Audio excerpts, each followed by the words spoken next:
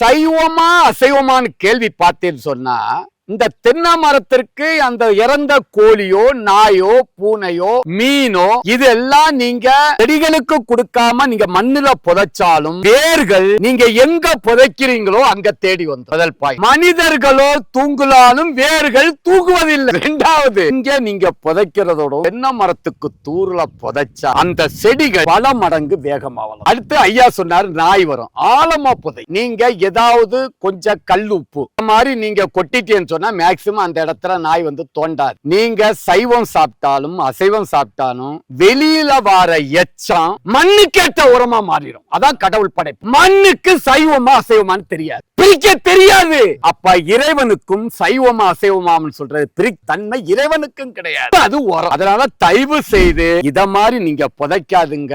ஒவ்வொரு கோழியையும் ஒவ்வொரு தென்னை மரத்து தூர்ல ஆழமா குழி எடுத்து புதைச்சுக்கிட்டு